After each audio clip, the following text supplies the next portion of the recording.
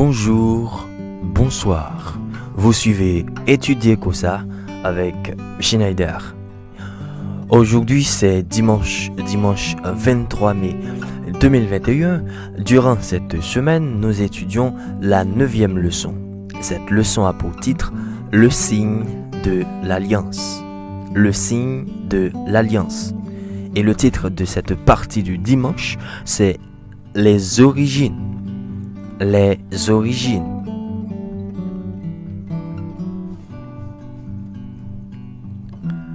Le texte à mémoriser durant cette semaine se trouve dans Exode 31, le verset 16. Les enfants d'Israël observeront le sabbat en le célébrant, eux et leurs descendants, comme une alliance perpétuelle. Les enfants d'Israël observeront le sabbat en le célébrant, eux et leurs descendants, comme une alliance perpétuelle. Exode 31, le verset 16. Combien de fois entendons-nous l'expression « l'ancien sabbat juif » ? Pourtant, les Écritures sont claires sur le fait que le sabbat existait bien avant qu'il n'y ait un peuple juif. Son origine se trouve dans la semaine de la création elle-même. Où situe-t-il clairement l'origine du sabbat ?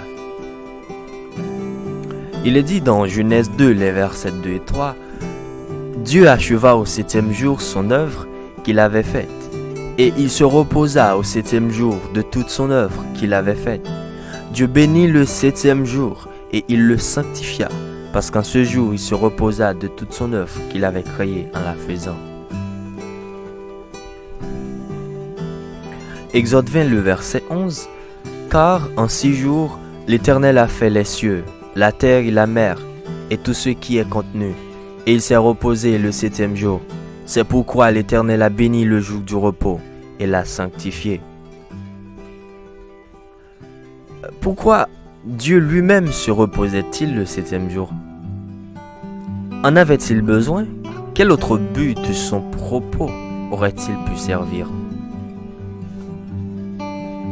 Bien que certains commentateurs aient suggéré que Dieu avait besoin d'un repos physique après la création, le véritable but du repos de Dieu était de fournir un exemple divin à l'humanité. L'humanité doit également travailler pendant 6 jours, puis se reposer le sabbat du 7e jour.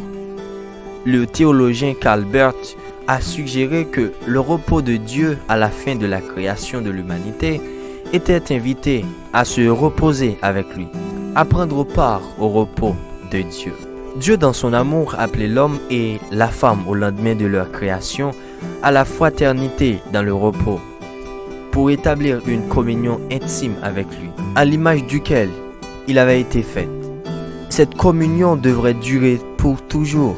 Depuis la chute de l'humanité, elle offre un moment fort de la vie avec le Sauveur. Si quelqu'un vous demandait en quoi le fait de respecter le sabbat a-t-il amélioré votre relation avec le Seigneur, que répondriez-vous ? Si quelqu'un vous demandait en quoi le fait de respecter le sabbat a-t-il amélioré votre relation avec le Seigneur, que répondriez-vous ? Nous venons de voir ensemble la partie du dimanche, les origines, de la leçon 9, ayant pour titre Le signe de l'Alliance. Le signe de l'Alliance. Le texte à mémoriser durant cette semaine se trouve dans Exode 31, le verset 16. Les enfants d'Israël observeront le sabbat en le célébrant, eux et leurs descendants, comme une alliance perpétuelle. Les enfants d'Israël observeront le sabbat en le célébrant, eux et leurs descendants, comme une alliance perpétuelle.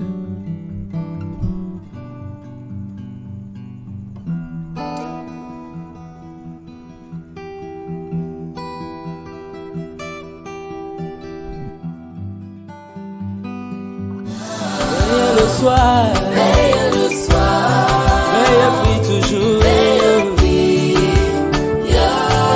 mon frère veille au matin, ma soeur le soir, tu veilles tous les jours,